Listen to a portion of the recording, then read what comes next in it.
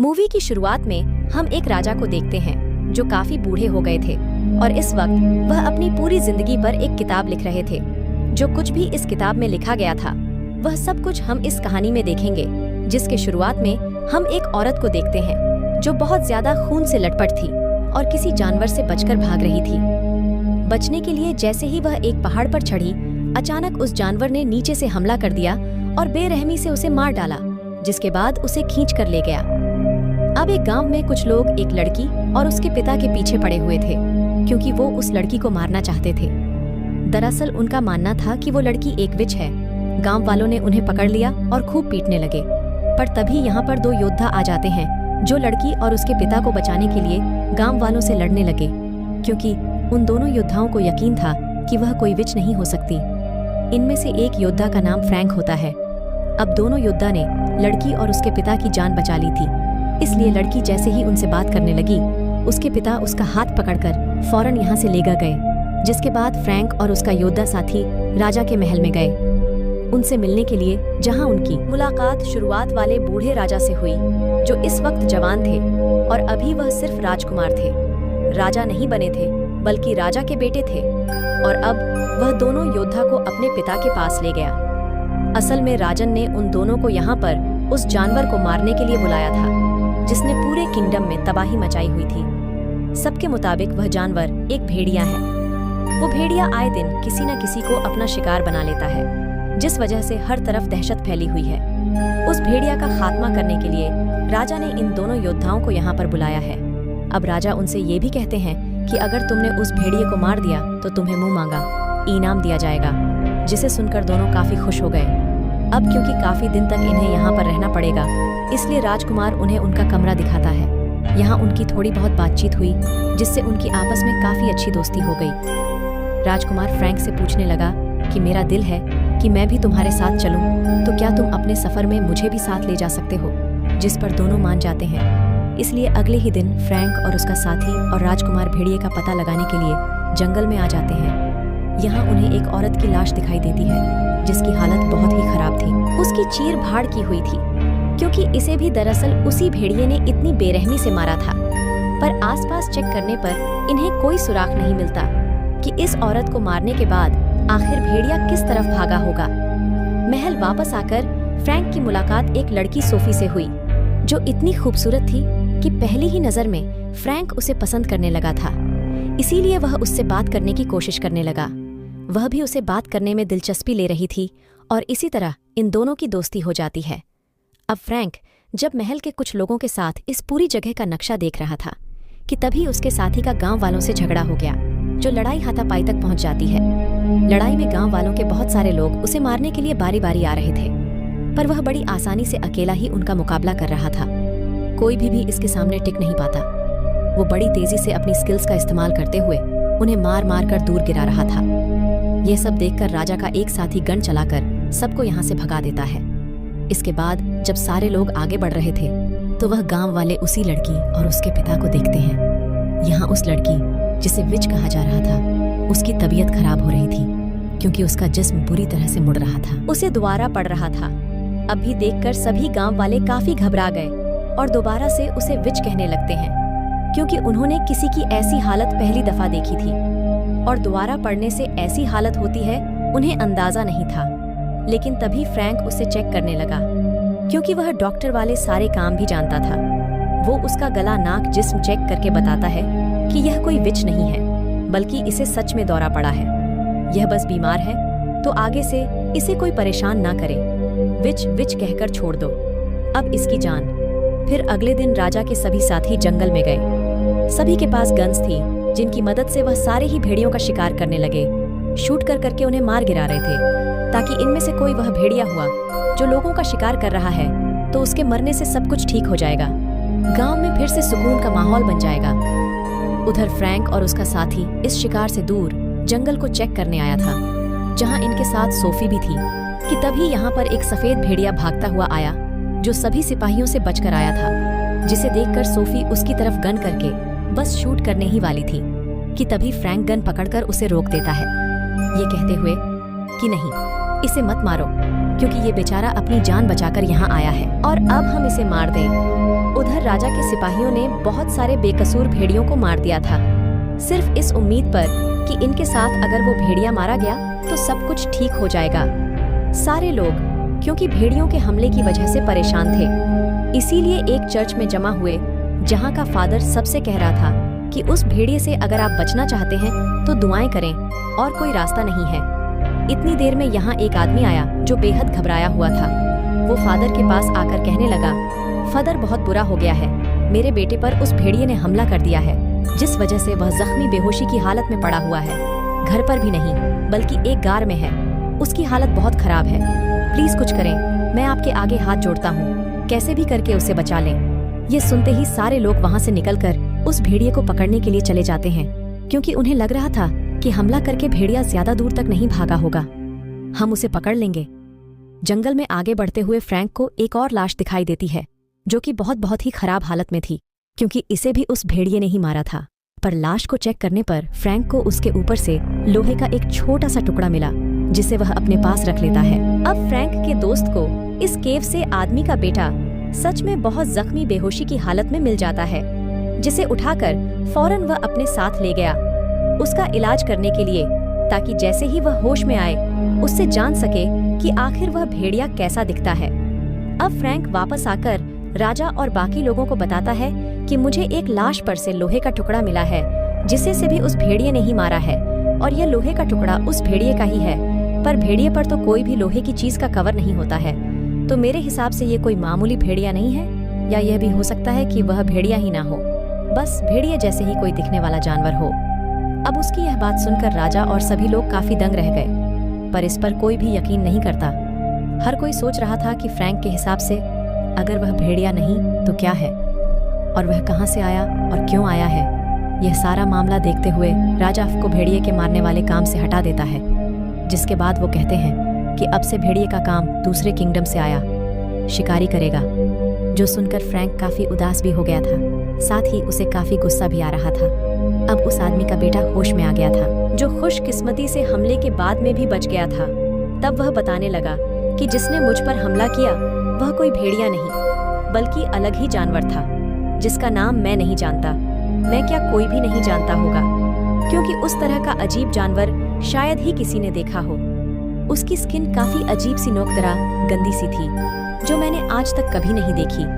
साथ ही वह जानवर खुद हमला नहीं करता, बल्कि उसे एक इंसान कंट्रोल करता है, जिसके हाथ खुद भी काफी डरावने से हैं। वो आदमी जैसा जैसा कहता है, जानवर उसकी बात मानकर वैसा ही करता है। ये सुनकर सारे लोग काफी दंग रह गए। वो उसे संभालते हैं कि बच्चा डरा हुआ है, इसीलिए ऐसी बातें कर रहा है। यानी कि उन लोगों को बच्चे की बात पर यकीन नहीं आ रहा था, क्योंकि वह सोच रहे थे कि भला इतना खतरनाक जानवर कोई कैसे कंट्रोल कर सकता है। अब कुछ दिन के बाद फ्रैंक को वो शिकारी अपने पास बुलाता है, जिसे राजा और उनके लोगों ने उस भेड़ियों को मारने का काम दिया था। फ्रैंक जब वहां पहुंचता है तो शिकारी उसे कहने लगा कि मैंने एक भेड़िए को पकड़ा है। अभी तक तुमने उस खतरनाक भेड़ी या जानवर के बारे में जो बातें भी सुनी है, यानी वह कैसा दिखता है, तुम बिल्कुल वैसे जिस्म इस भेड़िए का बना दो, ताकि मैं इस भेड़िए को मारकर सबको बताऊं कि आखिर मैंने उस जानवर को मार ही दिया जो सबका शिकार करता आ रहा था, जिससे कि सब मेरी वाह करेंगे, मैं सबका हीरो बन जाऊंगा। अगर फ्रैंक तुमने ऐसा कर दिया तो मैं तुम्हें बहुत सारे पैसे दूंगा, वरना तुम मुसीबत में पड़ सकते हो। जिस पर फ्रैंक इस काम को करने के लिए मान गया, क्योंकि उसे पैसों की बहुत जरूरत थी। वो उस भेड़िए के जिस्म को बदलकर खतरनाक जानवर में बदल देता है, जो बिल्कुल वैसा ही दिख रहा था जैसी बातें अब तक उस भेड़िए के बारे में सुनी गई थीं।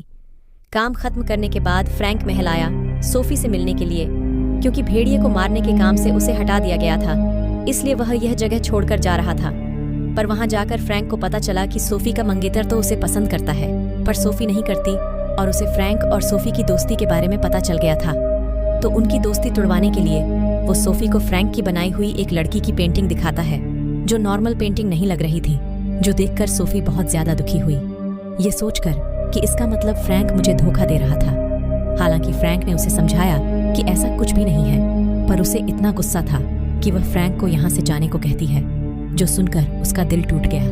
दुखी होकर वह यहाँ से भी चला जाता है।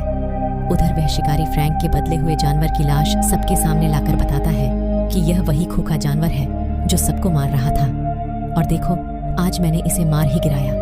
ये देखकर सारे लोग काफी खुश हो गए कि आखिरकार हमने उस जानवर से छुटकारा हासिल कर लिया और उसे सच में महान और हीरो समझने लगते हैं। अब जंगल में एक औरत बकरी के बच्चों को ढूंढती हुई काफी अंदर आ गई। जैसे ही वह उस बच्चे को ले जाने लगी कि तभी वहां वही जानवर आ गया जो पानी में कूदकर उस औरत पर हमला कर देता है और पूरी तरह मार कर खींचकर अपने साथ पानी में ले गया।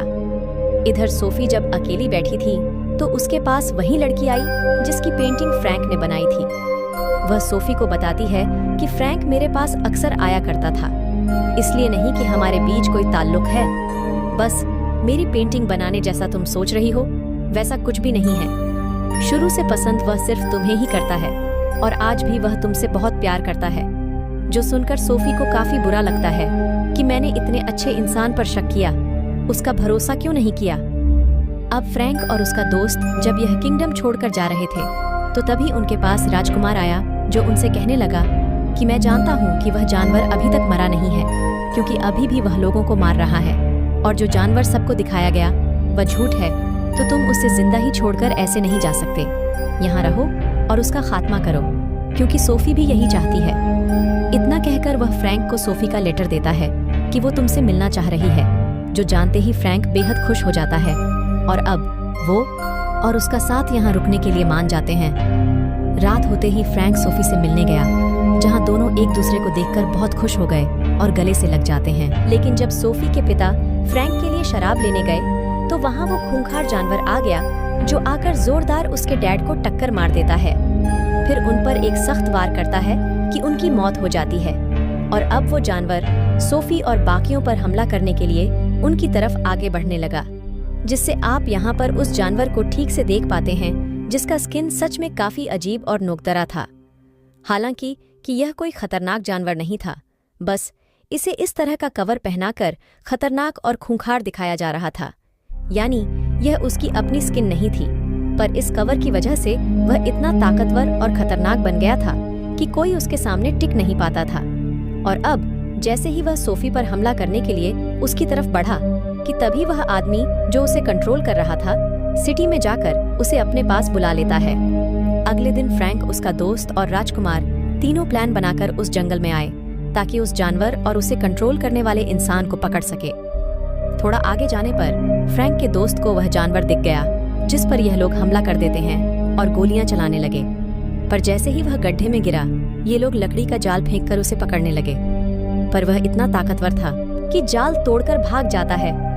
जाते जाते वो राजकुमार पर ऐसा वार करता है जिससे वह काफी जख्मी हो गया, जबकि फ्रैंक और उसका दोस्त अभी तक उसका पीछा नहीं छोड़ते।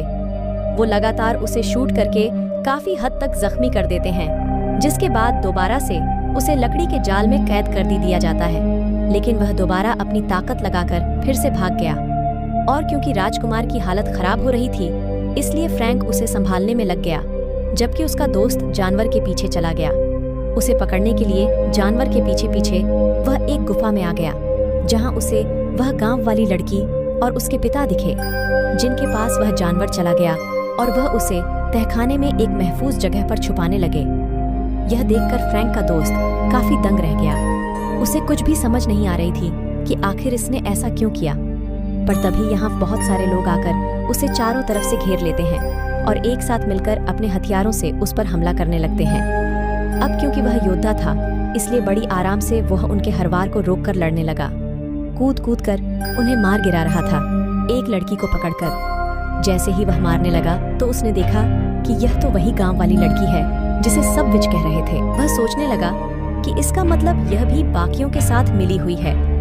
इस दौरान 2 मिनट के लिए उसका ध्यान भटक गया, जिस चीज का फायदा उठाकर उसे पीछे से गोली मारकर जख्मी कर दिया जाता है, जिसके बाद वह सब उसे हाथ से ऊपर उठाकर ऐसी हरकतें करने लगे जैसे वह इनका खिलौना है और यह उसके साथ खेल रहे हैं। फिर यह उसे इतना मारते हैं कि वह अधमरा हो जाता है, जिसके बाद उसे उठाकर खाई में फेंक रहे हैं। पर तभी उसे वही सफेद भेड़िया देख लेता है जिसे फ्रैंक ने बचाया था, इसलिए वह फौरन फ्रैंक के पास जाकर उसे यहाँ पर लेकर आता है। और जैसे ही फ्रैंक अपने दोस्त की ऐसी हालत देखता है तो दुखी होकर बहुत रोने लगता है।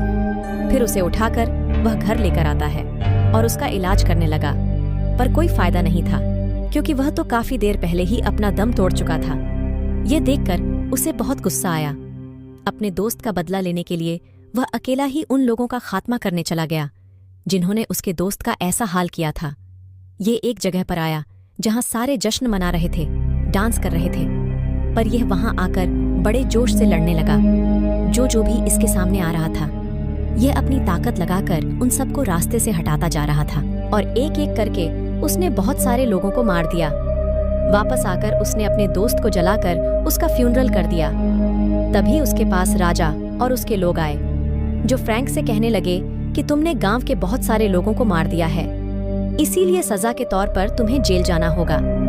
अब हालांकि वह सबको समझाता है कि पहले उन्होंने मेरे दोस्त को मारा था, फिर मैंने मारा, पर कोई भी उसकी बात सुनने को तैयार ही नहीं था।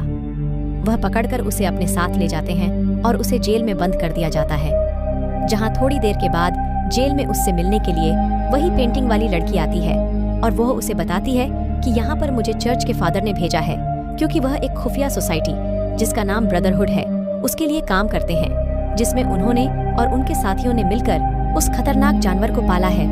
उनके अलावा राजा के कुछ साथी भी इस सब में शामिल है, जो राजा को मारकर उनकी जगह लेकर हर जगह और इस किंगडम पर अपना कब्जा करना चाहते हैं।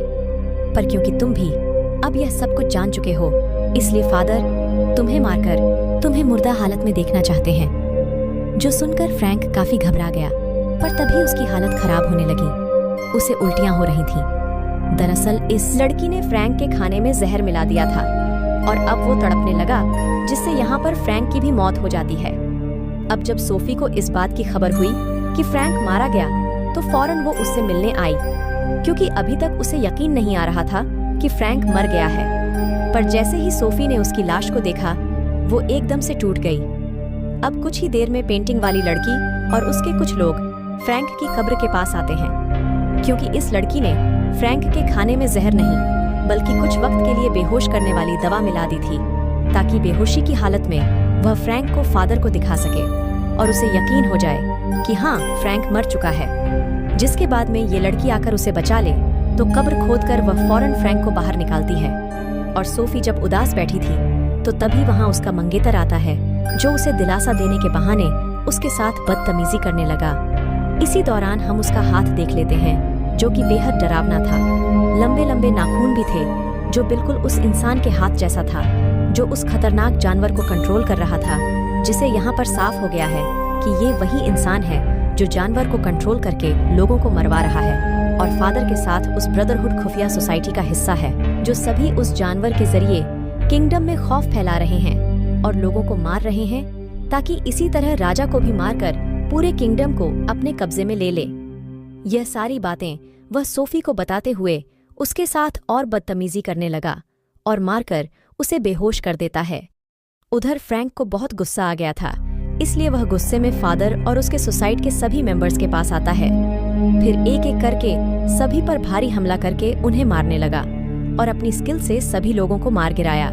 जिसके बाद अब सोफी का मंगेतर उससे लड़ने के लिए आता है और सोफी की वजह से फ्रैंक को तो उस पर पहले से ही काफी गुस्सा था, इसीलिए वह गुस्से के साथ उससे भिड़ जाता है और यहाँ पर इनकी बहुत खतरनाक लड़ाई होती है और ये दोनों एक दूसरे पर भारी पड़ रहे थे।